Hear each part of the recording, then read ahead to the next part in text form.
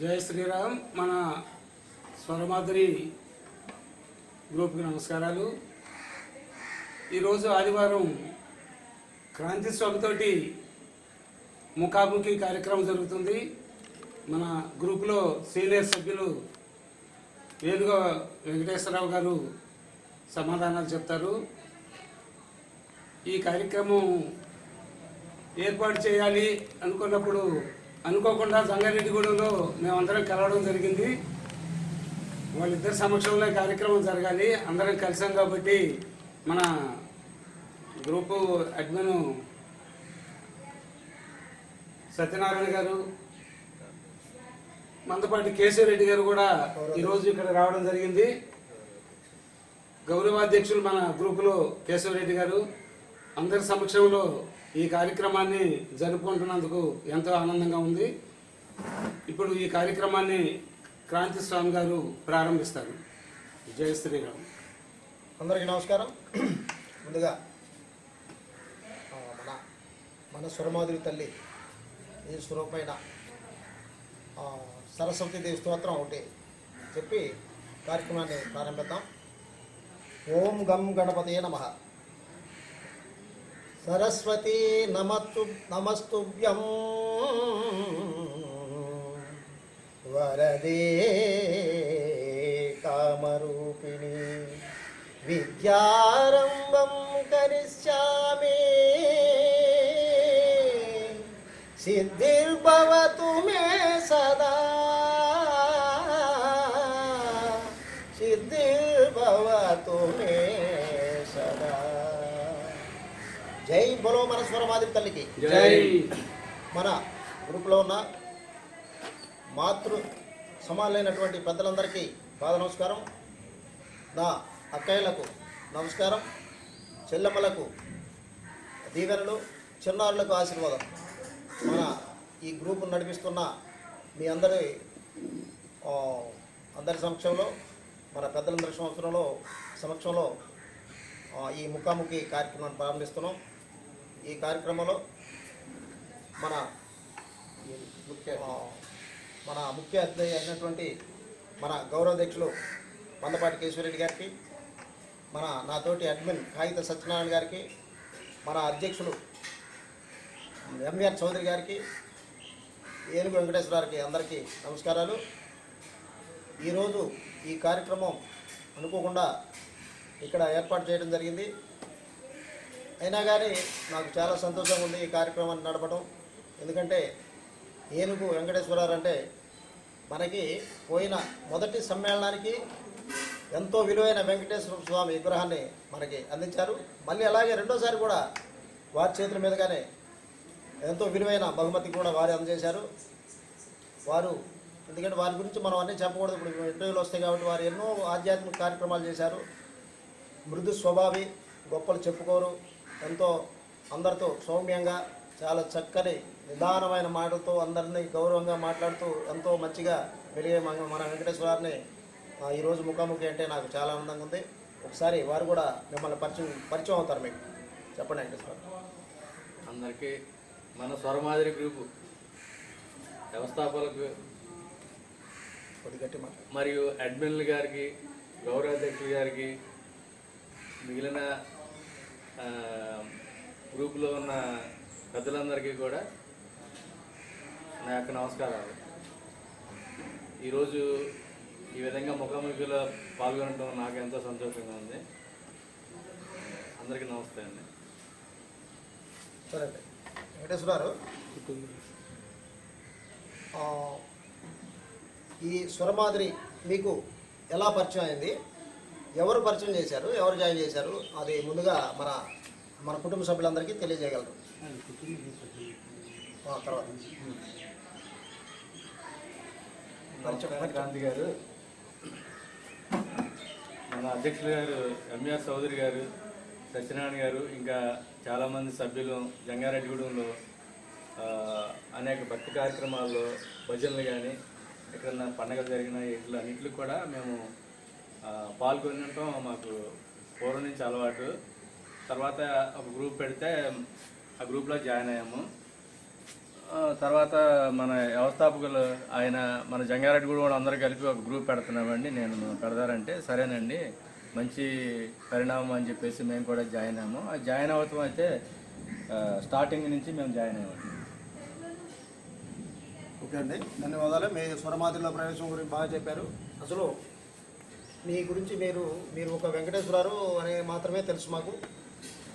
అసలు మీ కుటుంబ నేపథ్యం ఏంటి, మీరు ఎక్కడ నుంచి ఎక్కడ ఉద్యోగాలు చేశారు, ఇప్పుడు ఎక్కడ ఉన్నారు, మిగిలిన కార్యక్రమాలు కూడా మనందరికీ తెలియజేస్తే బాగుంటుందని అడుగుతున్నాం మేము.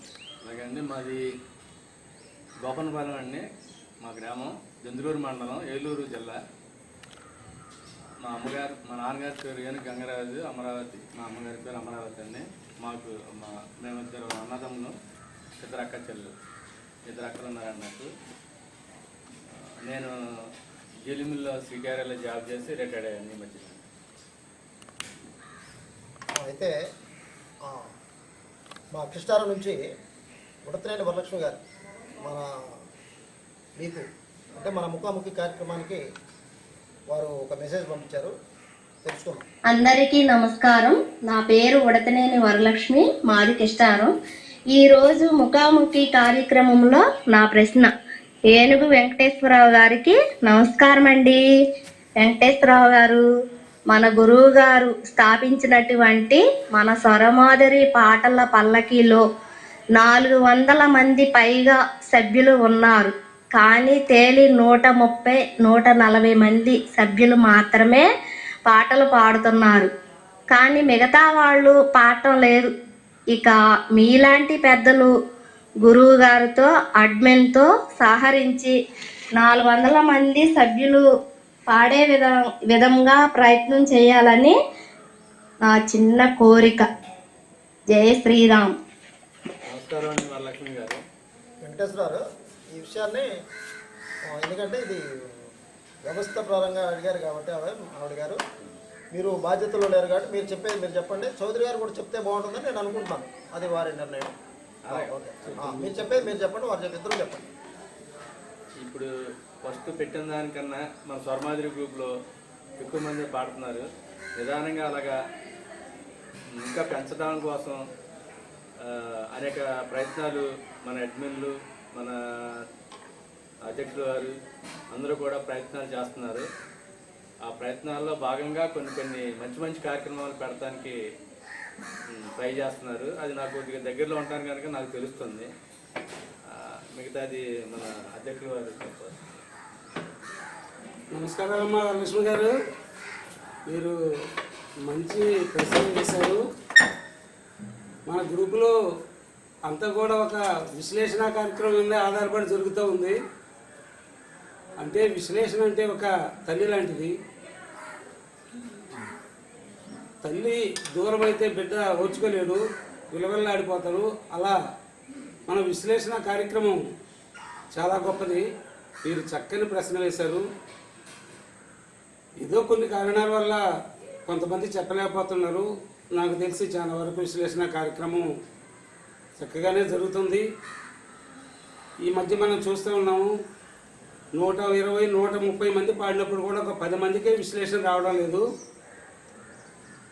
ఈ 120 మందిలో ఎక్కడో చోట కనీసం కొంతమందికి ప్రయాణాలను ఆరోగ్యాలు సరిలేకుండా ఉంటాయి. కానీ దాని గురించే కమిటీ వేసాం ఒక 6 సభ్యులతోటి. ఆ కమిటీ వాళ్ళు కూడా చాలా జాగ్రత్తగా గ్రూపును చూస్తూ విశ్లేషణ కార్యక్రమాన్ని చాలా జాగ్రత్తగా చూస్తూ ఉన్నారు. ఒక చిన్న మిస్టేక్ జరుగుతుంది అక్కడ. ఆ 10 మంది కూడా చెప్పలేని వాళ్ళు మేము విశ్లేషణ చెప్పడానికి వీలు పడడం లేదు అని గ్రూపులో మేము నెంబర్ని ఇచ్చున్నాము. గ్రూపులో చెప్పినా కానీ వీళ్ళు చెప్పేస్తారు. అది కూడా చేయడం లేదు ఆ 10 మంది. అది కూడా బహుశా వాళ్ళకి తెలియకపోవచ్చు. ఇలా పెట్టాలనే విషయం కూడా తెలియని వాళ్ళకి 2-3 ఉంటారు. వీలు పడక ప్రయాణాల్లో ఉండుంటారు. కానీ ఏది ఎలాగైనా ప్రతి ఒక్కరి విశ్లేషణ రావడం అనేది చూసుకోవాల్సిన బాధ్యత మన అందరి మీద ఉంది. విశ్లేషణ కమిటీ వాళ్ళు మేము అందరం కూడా ప్రయత్నం చేసి అందరికీ విశ్లేషణ వచ్చేలాగా చూస్తాము. గ్రూపులో పాడిన వారు మొత్తానికి విశ్లేషణ రావాలి అనే ఒక నినాదంతో అందరం పనిచేస్తాము. తప్పకుండా ప్రతి ఒక్కరికి అందరికీ విశ్లేషణ ఇచ్చేటట్టు చూస్తాము. మీకు ఇంత చక్కని ప్రశ్న అడిగినందుకు మీకు ధన్యవాదాలు తెలుపుకుంటున్నాను. జై శ్రీరామ్. ధన్యవాదాలండి చౌదరి గారు. చాలా చిక్కుముడి నింపినట్టు చాలా వివరంగా తెలియజేశారు. ఇంకా ఎవరెవరు అడుగుతారో ఈ విశ్లేషణ గురించి ఆ విషయంలో కూడా మనం ముందుకెళ్ళి వారికి సమాధానం తెలియజేయాల్సిన అవసరం ఉంది. అయితే మా బేతుపల్లి నుంచి మా సొత్తుపల్లి 2 ఊర్ల నుంచి ఉంటారు ప్రియదర్శిని గారు. వారు ఏమన్నారంటే, బేతుపల్లి సొత్తుపల్లి మీరు భగవంతుని యొక్క పాటలు చాలా అద్భుతంగా ఏది మన ఏనుగు వెంకటేశ్వరరావు గురించి వారు తెలియజేశారు. మీరు ఆ భగవంతుని యొక్క పాటలు చాలా అద్భుతంగా రాస్తారు, అలాగే సొంతంగా వెంకటేశ్వరరావు పాటలు రాస్తారు, అలాగే వాయిస్ మీరు సొంతంగా పాడతారు, రాస్తారు, అలాగే సొంతంగా వాయిస్ అంటే పాటకు ట్యూన్ చేసుకొని పాటలు పాడతారు మీరు. అది ఎంతో గొప్ప మేధావులకి అయితే అది సాధ్యమవుతుంది. అది మీ నుండి మేము వినాలనుకుంటున్నాము. ఏనుగు వెంకటేశ్వరరావు గారు 90 రోజుల్లో రామాలయం నిర్మించారు, అది మీకు ఎలా సాధ్యమైంది అని ఆశ్చర్యపోతూ అడుగుతున్నారు ప్రియదర్శిని గారు. వారి అభిమానం మీతో అంత అభిమానంతో పంచుకున్నారు, అదే అభిమానంతో మీరు కూడా వారికి సమాధానం చెప్పాల్సిందిగా తెలియజేస్తున్నాం. నమస్తే అండి ప్రియదర్శిని గారు. యాక్చువల్గా నాకు ఈ జంగారెడ్డి కూడా వచ్చిన తర్వాత భజనలు చేయటం అలవాటు వల్ల భజనలు చేస్తూ ఉండగా ఆటోమేటిక్గా అంత ముందర అయితే చిన్న చిన్న కవితలు అలాంటివి వచ్చాయి. ఈ భజనలు ఎప్పుడైతే చేస్తున్నామో ఆధ్యాత్మికంగా ఈ భగవంతుడు వినాయకుడు, ఫస్ట్ వినాయకుడి పాట, తర్వాత లక్ష్మీదేవి, తర్వాత అలాగా అన్ని పాటలు భగవంతుడి పాటలు మైండ్లోకి వచ్చాయి. కూర్చొని రాయాలంటే రాసే పరిస్థితి కాదు. ఆ మైండ్లోకి వచ్చినప్పుడు అది అల్లుకుంటుంది. అల్లుకుని నేను ట్యూన్ ఏం చేయకుండా ఊరికి నాకు వచ్చింది పాడుతున్నాను కానీ అమ్మ ట్యూన్ చేస్తే ఇంకా బాగుంటుందని నా ఆలోచన. ట్యూన్ చేయట్లేదు, వచ్చినట్టుగా ప్రజెంట్ చేస్తున్నాను. అవి మీకు చాలా నచ్చింది అంటున్నారు, చాలా సంతోషం అండి. అలాగే ఇప్పుడు మా ఊర్లో 90 రోజుల్లో రాముల వారి గుడి నేను అంటాం కన్నా రాముల వారు నన్ను గంటాడి కట్టించినట్టుగా ఆయన పరుగులెత్తించి చక్కగా చేయించబట్టే మాకు అలాగ కుదిరిందమ్మా. మీకు ధన్యవాదాలు.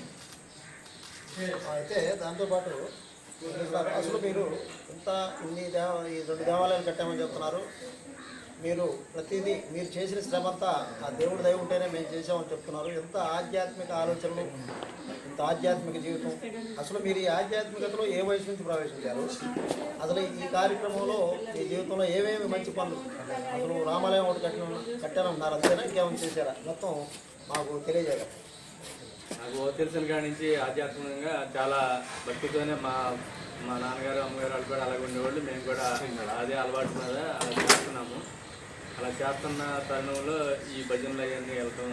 చౌదరి గారు, సత్యనారాయణ గారు, అశ్విని గారు వీళ్ళందరూ మాకు కలిసి అందరు కూడికిని ప్రతి మంచి పనిలో మనం ఉండాలని చెప్పేసి ఎవరికి ఎక్కడ ఏదో మంచి కార్యక్రమం జరిగినా కానీ ఒకరికొకరు ఫోన్ చేసుకుని అందరూ అటెండ్ అయ్యేవాళ్ళం.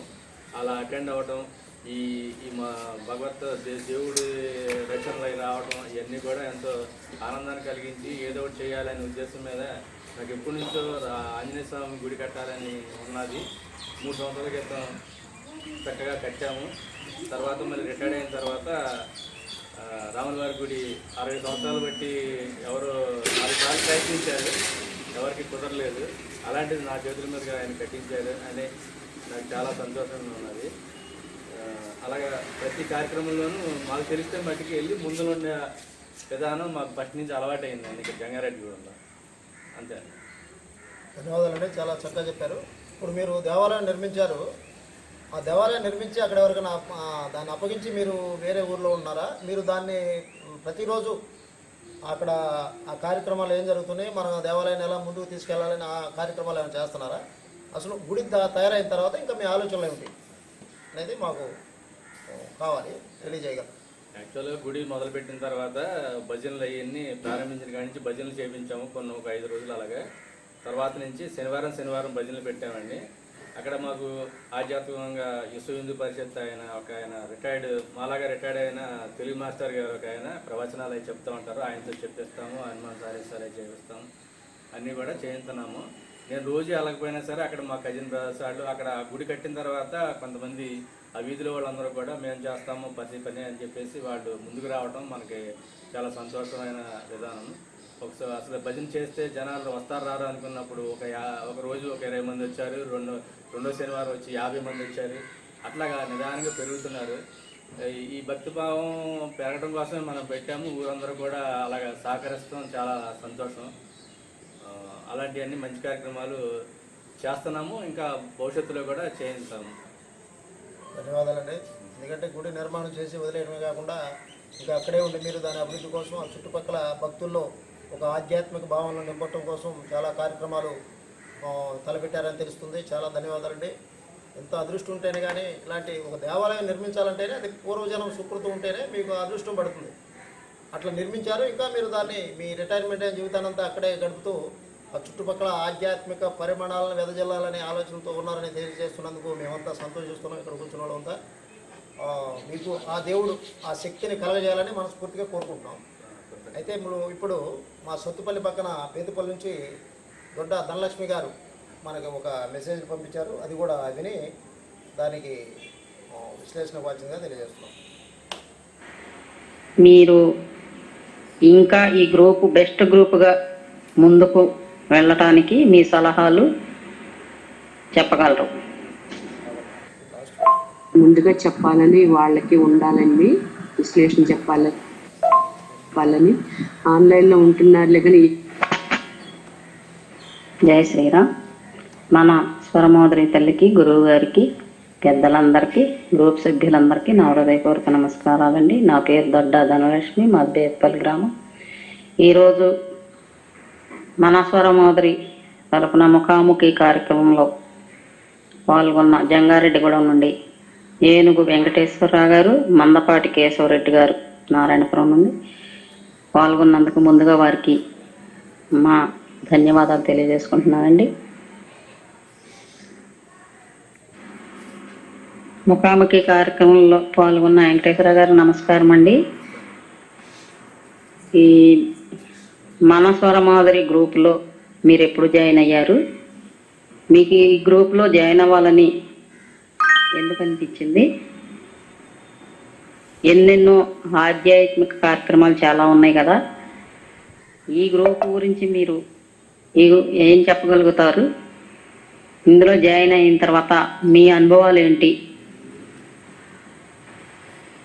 మీరు ఇంకా ఈ గ్రూపు బెస్ట్ గ్రూపుగా ముందుకు వెళ్ళటానికి మీ సలహాలు చెప్పగలరు?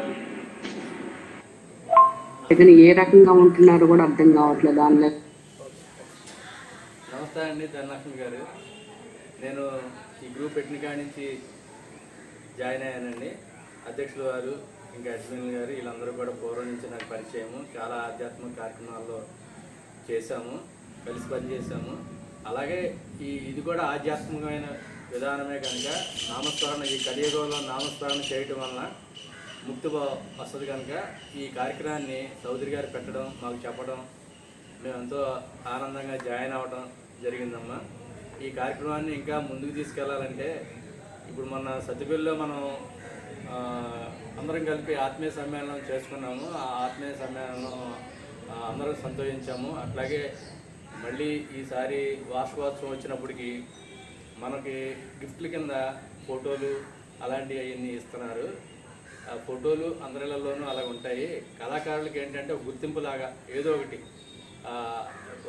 ఆ ప్రైజులు కాకుండా అందరికీ ఈ పత్రాలు, ఇది ప్రశంసా పత్రాలు, ఆ గిఫ్ట్ ప్లేస్లో ప్రశంసా పత్రాలు ఇచ్చి అందరినీ కూడా సన్మానించినట్టయితే అందరూ సంతోషిస్తారు. కళాకారులు కానీ, భక్తులు కానీ, వీళ్ళందరూ కూడా చిన్న చిన్న ఇలాంటి వాటిల్లోనే సంతోషం పొందుతారని అందరూ అంటూ ఉంటారు.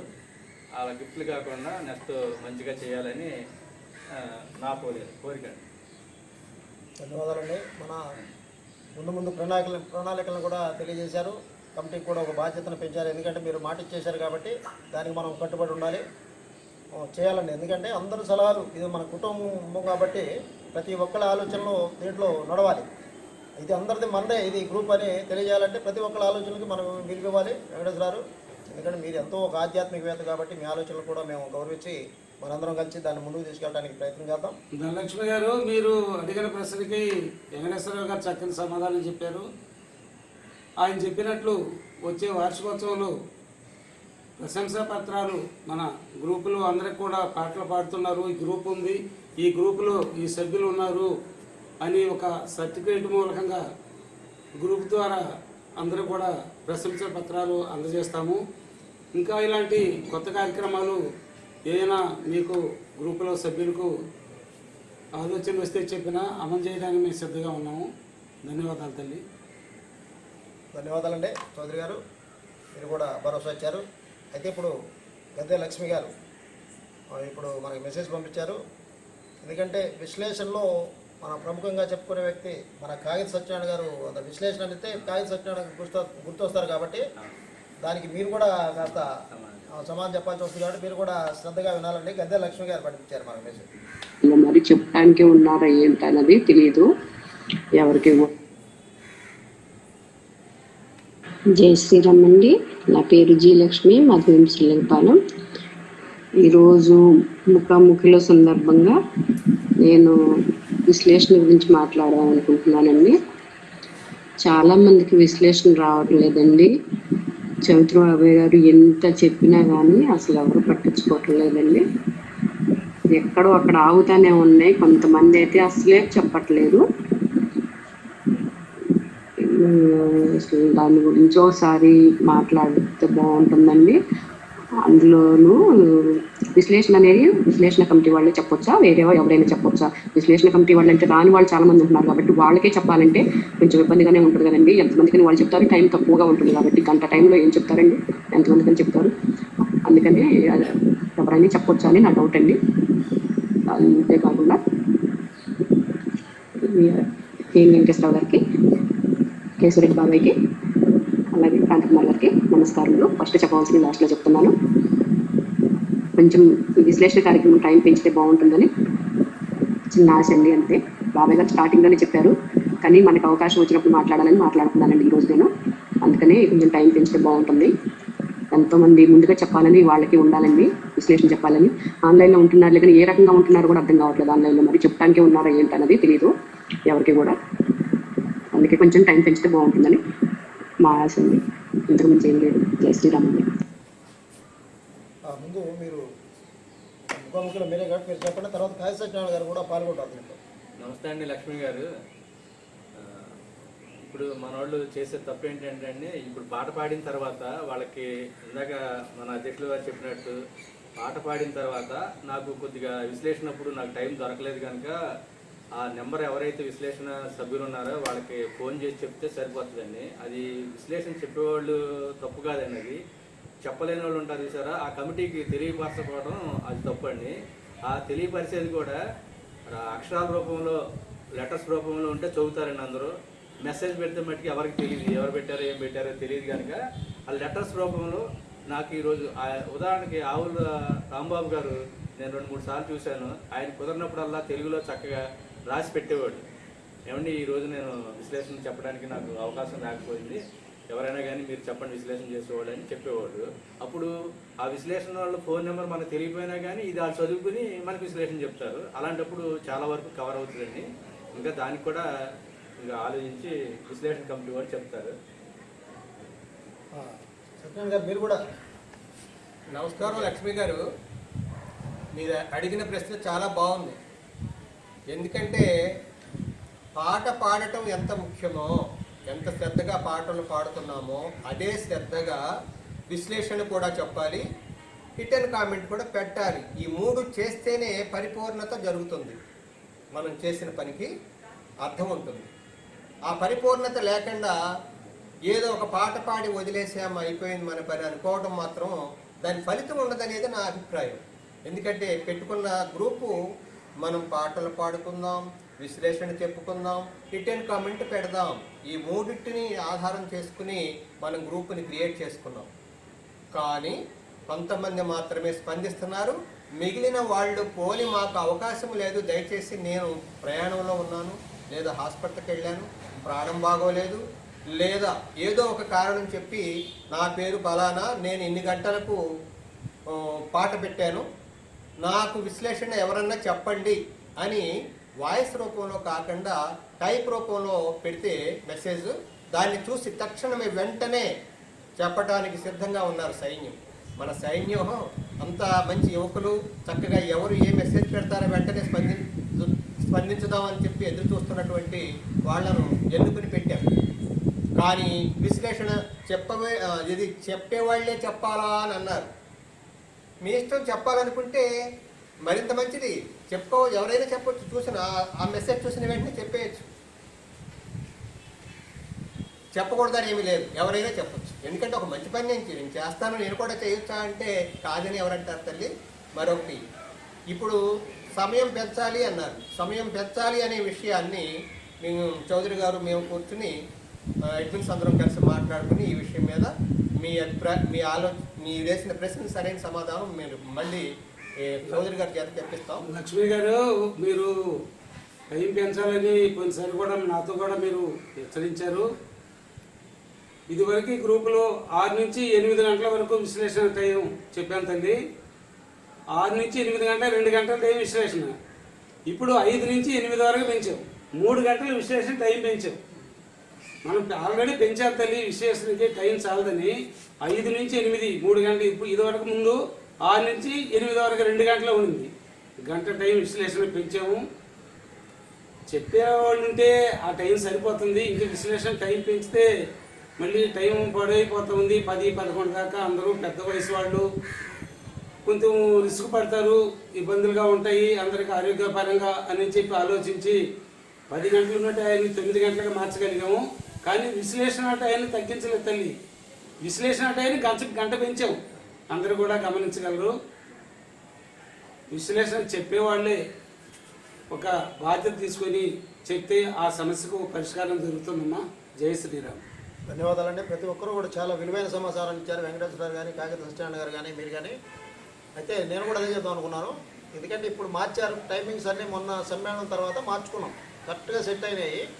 సరే, ఏదైనా కొంతకాలం వాటిని నడపాల్సింది. ఎందుకంటే ఆ ప్రవేశపెట్టడం వెంటనే తీసేయడం కుదరదు కాబట్టి చాలా బాగున్నాయి కాబట్టి వాటిని ముందు తీసుకెళ్దాం. అయితే మీరు చాలా ఒక మంచి విషయాన్ని తెలియజేశారు. ఎందుకంటే మేమేం కూడా చెప్పొచ్చు అని. యశ్వరండి చౌదరి గారు, మనం ముఖాముఖిగా అందరి ముందు తెలియజేసేది ఏంటంటే, ఎవరైనా ఇంట్రెస్ట్ ఉన్న వాళ్ళని ఇంకా కలుపుకుందాం, పోయేదే ఉంది. ఇప్పుడు 6 ఉన్న ఇంకా ఉంటే 4 పెట్టుకుందాం. వాళ్ళు ఉత్సాహం ఇంకా వీళ్ళకన్నా ఇంకా బాగా చేస్తారు. ఇప్పుడు ఉన్నవాళ్ళు బాగా చేస్తున్నారు, వాళ్ళకన్నా ఇంకా స్పీడ్గా చేసేవాళ్ళు ఉంటే వాళ్ళని కూడా తీసుకుందాం. మనం ఎవరిని కాదంటే ఎందుకు, వాళ్ళు వచ్చి సేవ చేస్తారన్నాం, మనం ఎందుకు కాదనాలి? ఎవరైనా తీసుకుందామంటే. లక్ష్మి గారు, చాలా మంచి విషయం. మీరు పెట్టిన మెసేజ్ అనేది మన గ్రూప్కి ఎంతో ఉపయోగపడేది. చాలా ధన్యవాదాలండి మీకు. అలాగే జోగనపాలెం నుంచి రచిత గారు కూడా మనతో ఏదో విషయాన్ని పంచుకుందామని తెలియజేశారు. అయితే వారు టైప్ మెసేజ్ పెట్టారండి. ఏంటంటే, సార్ ఈరోజు ముఖాముఖి కార్యక్రమంలో ఏదైనా చెప్పాలనుకుంటే చెప్పవచ్చని అడగండి అని బాబీ గారు చెప్పారు. సార్, నాకు అనిపించింది, నేను చెప్తున్నాను. విశ్లేషణ చెప్పే వాళ్ళలో మార్పు తీసుకురావడం అనేది చాలా మంచి విషయం. మనం వాళ్ళతో మాట్లాడి వాళ్ళని ఎంకరేజ్ చేసి చూపిద్దామని ఒక ఆలోచన అండి. లేదంటే వాళ్ళకి చిన్నగా ఏదో ఒక పనిష్మెంట్ ఇవ్వడం అనేది కరెక్ట్ అని ఉందండి. ఆ పనిష్మెంట్లు అవన్నీ జరిగాయి కాదండి. ఎందుకంటే ఇది ఆధ్యాత్మిక కార్యక్రమం. ఎందుకంటే ఒక్కోసారి ఎవరు వేరే రకంగా వాళ్ళ ఇబ్బందులు బట్టి ఒక్కొక్క రకంగా ప్రవర్తిస్తుంటారు. పనిష్మెంట్లు అనేది ఏమి ఉండవులే, కానీ ఏదైనా మంచి అయితే తీసుకుందాం. రిటర్న్ కామెంట్ 8 గంటల వరకు పెట్టొద్దు అన్నప్పుడు పెట్టేస్తున్నారు అండి. ఒకసారి దాన్ని కూడా చూడండి. అంటే 8 గంటల లోపే రిటర్న్ కామెంట్ పెడుతున్నారంట. ఆ విషయం కూడా చెప్పమన్నారు. సరే, నీ ముఖం మీరు తెలియజేశారు కాబట్టి ఏమో అట్లా వద్దు, 8 తర్వాతే రిటర్న్ కామెంట్ పెట్టాలండి ఎవరైనా. అలాగే చెప్పగలిగిన వాళ్ళు కూడా విశ్లేషణ చెప్పట్లేదండి. అది నాకు చాలా బాధగా ఉందండి. ఆ విశ్లేషణ చక్కగా చెప్పేవాళ్ళు కూడా ఒక్కో రోజు అశ్రద్ధ చేస్తున్నారంట. ఆయన బాగానే విశ్లేషణ చెప్తున్నారు అనేవాళ్ళు కూడా ఒక్కో రోజు ఆగుతున్నారంటే వాళ్ళకి ఏదైనా పని ఉండొచ్చు, ఏదైనా సరే. ఎందుకంటే మా కమిటీ పరంగా మేమందరినీ విశ్లేషణ విషయంలో ఒక టీం వేసాం. మా పని మేము చేస్తున్నాం, అందరూ బాగానే స్పందిస్తున్నారు. ఏదో చిన్న చిన్న పొరపాట్లు జరిగినప్పుడు మనం అందరం మా స్వహృదయంతో సర్దుకుపోవాలి. సరేనా? మీరు కూడా చెప్పిన చాలా మంచి విషయాలే. ఇదండి, నేను చదివిన అర్థమైంది కదా. ఇంకేమైనా మాట్లాడాలంటే మీరు కూడా చెప్పండి. ఎందుకంటే రిటర్న్ కామెంట్ గురించి చెప్పారు, ఇది భక్తి కార్యక్రమం. అమ్మ నమస్తే అండి. ఇది భక్తి కార్యక్రమం కనుక అందరూ కూడా ఒక కుటుంబ సభ్యుల్లాగా చక్కగా అర్థం చేసుకుని ఒకటి 2 సార్లు మనం ఏం చేస్తున్నాము అనేది ఆలోచించుకుని చక్కగా పాట పెట్టి విశ్లేషణ చెప్పి టైం టు టైం క్రమశిక్షణగా మెసులుకుంటే బాగుంటుంది. ఇందులో అందరూ కూడా మంచి వ్యక్తులే, ఎవరిని శిక్షించాల్సిన పనిష్మెంట్ ఇవ్వాల్సిన పని లేదు. అందరూ కూడా సోదరభావంతో కలిసిమెలిసి ఉన్నారని కోరుకుంటున్నాను. నమస్కారం. తాళ్ళ ఉదయలక్ష్మి గారు, ఎందుకంటే ఈరోజు మనం భద్రాచలం అంటే ఆపుతున్నారా?